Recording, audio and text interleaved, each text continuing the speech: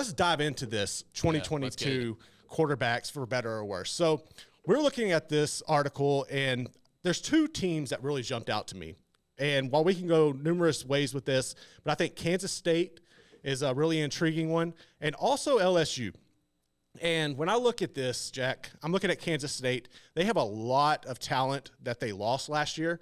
On this, they were ranked as an A team. They were 10-4, both Big teams 12 are 10-4, champs. both teams got A's. And Will Howard, I think, was really an intriguing story because Adrian Martinez came in as your starter, and at the end, Will Howard took over and just kind of took the reins and stole the show from them. And I just think that there's a lot of positives going forward for him, but the talent loss around him is where I'm concerned when you're looking at the Kansas State team. Yeah, I mean, you're losing Deuce Vaughn, you're losing Malik Knowles, and you're at a place that doesn't necessarily always have game breakers like that.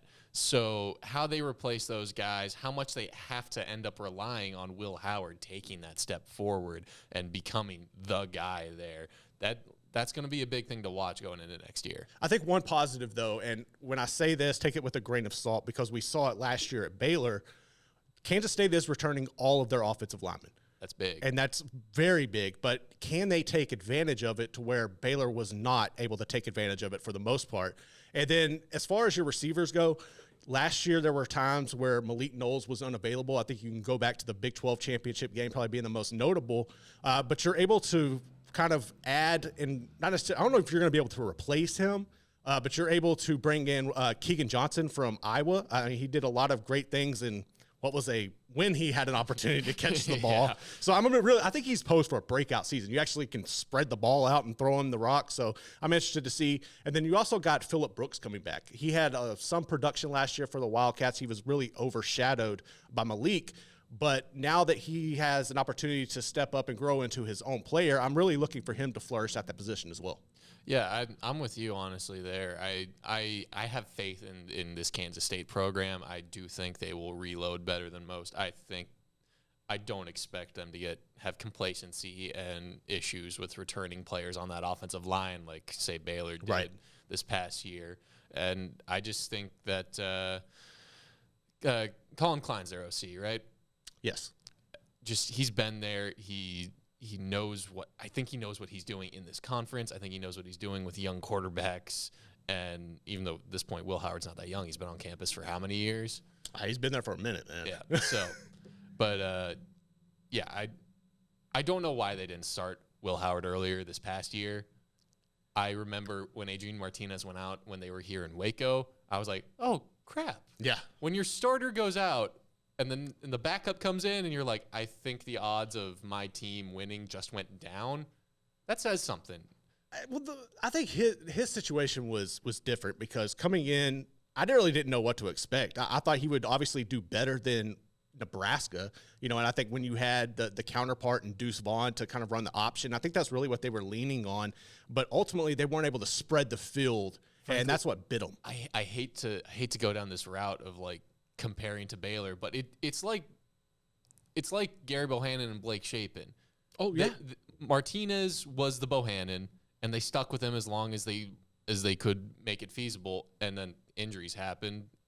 Compared to Baylor, just straight up, Shapen won the job, but Shapen wasn't able to step up. Will Howard stepped up and took his team to the promised land.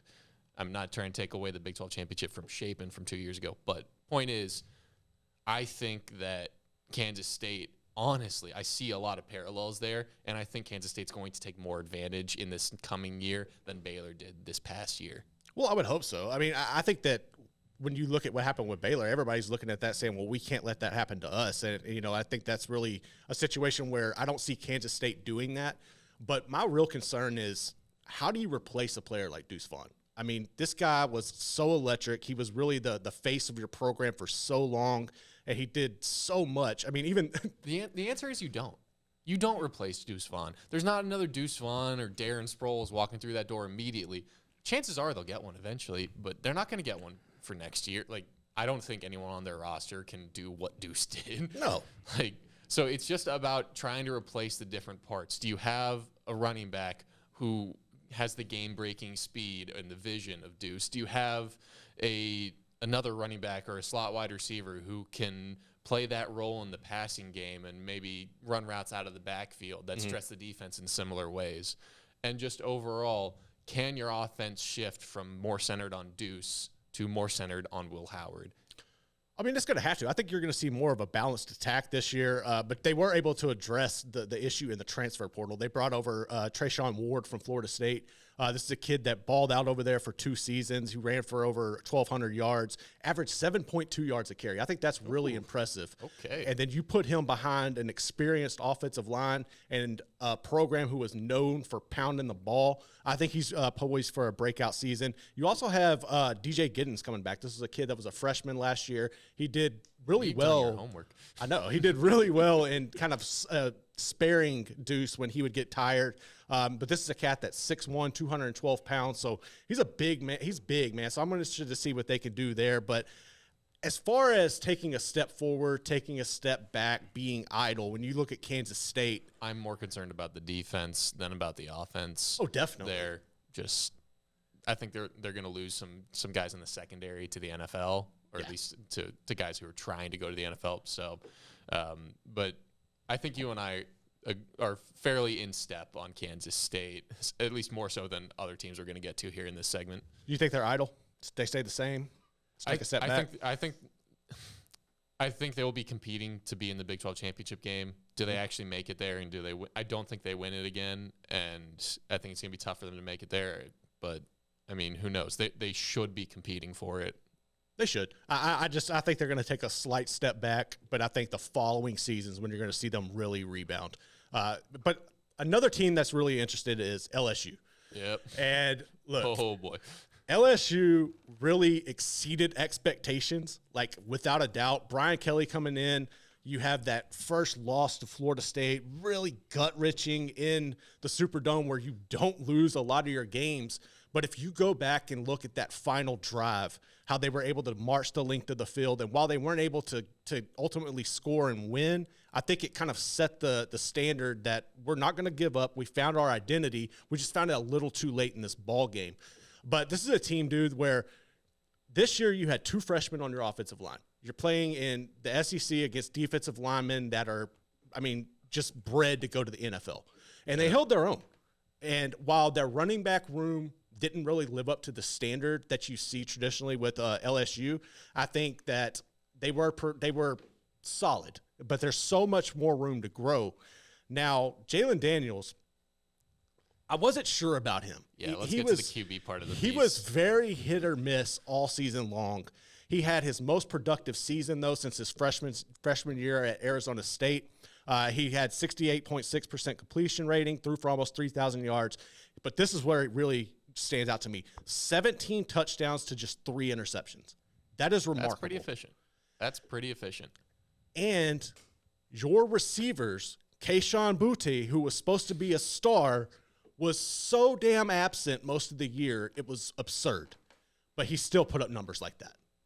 My big thing with Daniels is inconsistency, maybe not inefficiency, but inconsistency and injury risk. His play style has a higher injury risk. He's not a super sturdy looking dude. You saw when he hurt his ankle in the year, that's when LSU really started struggling. Yep. Because that took away a big element to his game. But I also think right there is that kind of goes back to what I was saying with the running backs. If you would have had your running backs playing like they used to, that could have alleviated some of that. And that also would have took pressure off of Daniels not having to run so much. Well, that gets me to my biggest thing is, does he even win the job? Because I think Nussmeier's potential as a pocket passing quarterback, if you can get back to an LSU that has those running backs, that can run play action and doesn't need the running quarterback, doesn't need the quarterback who puts himself at great injury risk, getting outside the pocket, getting hit by these massive and powerful SEC linebackers and D linemen. Like, I question if Daniels is even going to end up being the guy at the end of the year next year for LSU. That's fair. I think Nussmeier, I've been able to cover in recruiting. I've been able to follow Nussmeier since he was at Flower Mound Marcus here in Texas, up in the Metroplex. And I've thought he would come out. I really was thinking he would be the starter this year. And then obviously they brought in Will Howard, who hit the portal and is now at Ole Miss. And that kind of garnered a lot of people's attention, leaning more towards Will Howard and kind of bypassing Nussmeier. And you got to be careful these days in situations like that because they could have ran the risk of Nussmeier hitting the portal. And then if you get into a situation like this and Howard's gone, you're really screwed in your quarterback room. I don't think Nussmeier will win the quarterback competition. I think it'll be a lot closer than it was last season. I just feel like Jayden Daniels' experience this year and then having another offseason to grow off of it, I think it's only going to make him better. And I think it'll make Nussmeier better in the end where he can, if he just stays patient and he takes the Max Duggan route and he knows that after this year, I'm still going to have Mason Taylor, I'm still going to have all this talent around me, I could be the guy who in a couple years could help us win a national championship. He's just got to be patient with it. But I think coming into this season, Daniels is still going to be your starter. When I say I don't think Daniels is a starter at the end of the year, it's not necessarily because he gets beaten out. Injuries? I really am very concerned about the injury risk with him. And the way we kind of at least talked about the segment before the show, it was like what teams are going to take that step up because they have the combination of already being a good team and having a good quarterback, which should both kind of like in step take that step up. And I don't see that in step part of it. That like I see you've got a really talented team with LSU, and then you've got two really talented quarterbacks, but I'm not sure if the consistency, the health, all of that's going to come together in the toughest conference in America for them to take a step up from 10-4. I think they will. Okay, and here's why I'm saying that. So I pulled up their schedule and I was looking. You're going to start the season against Florida State in Orlando, okay? I think that's going to be probably one of the best games of the year. Both of those teams are going to be riding high. That is a must-watch. I don't give a damn what conference, what team you're affiliated with. Yeah, let's put you and Paul Catalina in the same room. Dude, that's going to be money. That's going to be money, man. But, okay, so look at the schedule, though. It's a lot. It's so much more favorable for the Tigers this year. So after Florida State, you get Grambling, okay? And you go to Mississippi State. You have, unfortunately, a new coaching change, a lot of players coming in and out. We don't really know what to expect from the Dogs this season. You have an Arkansas team coming in who – that's always a tricky matchup. I mean, the battle for the Golden Boot, I think LSU there should be the favorite 9 out of 10 times, but Arkansas scares the hell out of me because they're always that's the game they get up for, while LSU's like, okay, cool, this is just another game. Yep. Then you go to Oxford against an Ole Miss team who they're so hard to figure out. They're so inconsistent, and I like Lane Kiffin. I think he's fun. I think he's one of the greatest trolls in college football, but sometimes it just does not translate on the field. Yeah. Then you go to Missouri, you host Auburn, you got a new coach there, really a whole new regime in general. You got Ron Roberts coming over, take care of the defense as well. This game I do not like. October 21st, you're playing Army. Yeah. I do not like that matchup for LSU. That's one that you run the risk of getting upset. I say I like it better for Brian Kelly than I would have for Orgeron. I think to beat Army, you have to be disciplined, and I think Brian Kelly brings more discipline. He does. That's not even arguable. But let's be real. The only game that I feel is like a certified loss on this schedule, no matter what, is at Bama. I disagree. I couldn't disagree with you more. Really? I could not disagree with you more. I do not trust Milroe replacing Bryce Young. That kid cannot throw to save his life. Now, he might develop and get better, but when it comes down to it, he can run his ass off. But I do not trust him in the passing game, especially against – all you got to do is spy him with Harold Perkins. It's over. I still just don't see Bama losing 2 in a row, especially with the second one being at home. I do. That's where we're going to differ on that one. By the way, guys, do you remember David Pollack, basically declaring Georgia the new national power right to Nick Saban's face? That's true. I think that he, awoke a monster because you don't just say that with Nick Saban. How giving you the death stare? I think. I think he's gonna. How can you gift the inventor? How can you gift the inventor of rat poison that much rat poison? You really can't. Honestly. But that's one that's really intriguing for me. So take a look at this. You're right. This schedule does look very favorable for LSU. But if I may offer a worst case scenario, not worst, but worst case scenario, you drop the opener to Florida State. You're not ready. They are. And then you get snuck up on by one of Arkansas or Ole Miss. and then you lose to Bama. And you have to count on making sure Florida and A&M haven't finally, and this is a step, sorted some of their crap out. All of a sudden, you're 10-4 again, and you're not in the SEC title game. It's plausible. I just don't see it happening. I don't, and I think it really goes back to what you said a while ago about the discipline and the mindset and the culture change that is brought on by Brian Kelly. And I can't deny that, which is why I say, honestly, the schedule does look favorable for LSU. You might be converting me here. I'm telling you, man. I still don't trust Jalen Daniels' health or Nussmeier's development in that combination of those two things. That's fair. I think if both Daniels of them goes out and Nussmeier isn't developing. Like, that's also what I two don't very like. different play styles. Exactly. When you have two totally different play styles between your starter and your backup, that can change the whole dynamic of your scheme, and that can really be the difference in an 8-win and a 5-win season if you want to get down to it. So unless LSU all of a sudden brings out a stud running back, which they could, they are in the state of Louisiana. They're bringing back all three guys, and I think they're going to get a lot more comfortable. You're going to see them develop a little more, but they're still not going to have that Leonard Fournette, Darius Guy style back. They're just not going to have that this year. But I feel like real quick we should jump into some other teams. Yes. Not go into the depth, but number one on my list out of the other teams that I think are going to take a step up because of good QB play, Notre Dame. I think they're going to be competing for the playoff because Sam Hartman, he's just a good QB on a team that I think is going to be a pretty dang solid team. They are, and their schedule was released today. They're going to play. I believe they're going to play at USC, and they're playing another really tough road game. But that's going to be intriguing. And I think that he is an elite quarterback. And what I really like what Marcus Freeman has going on over there. I was nervous the way the season started. At Clemson, that's it. Yeah. And I was nervous about the way their season started, but they did a really good job of turning it around. And I'm really happy. I like Marcus Freeman. I'm not a big Notre Dame person in general, but him, I will support him night in and night out. They also play Ohio State. And their schedule is brutal. Yeah, I will say I do expect them to take a step up from they were graded out as a B and went 9-4. I expect 10-3 from them. Honestly, I expect 10-3 from them. So that's usually about their standard. If that's enough of a step up for you, then we can call it a step up. They're at least a team to watch in this regard. They are. I think when I'm looking at this, one team that's going to have, and unfortunately, I think they're going to take a step back is Tulane. They had an A+ season this year. You lose your running back to the NFL. Michael Pratt was really solid, but I don't see them having the type of – I don't see them being a consistent program. I think they're going to be one to watch in the American going forward, but I don't see them being able to replicate what they did this season. So I see Tulane taking a step back there. Similarly, I'm going to say two teams at one time. Say one's taking a step forward, one's taking a step back. I do not know which one is going to do the step forward and which one's going to take a step back, but Washington and Oregon. One of them is going to step up. The other one's not. Michael Penix Jr.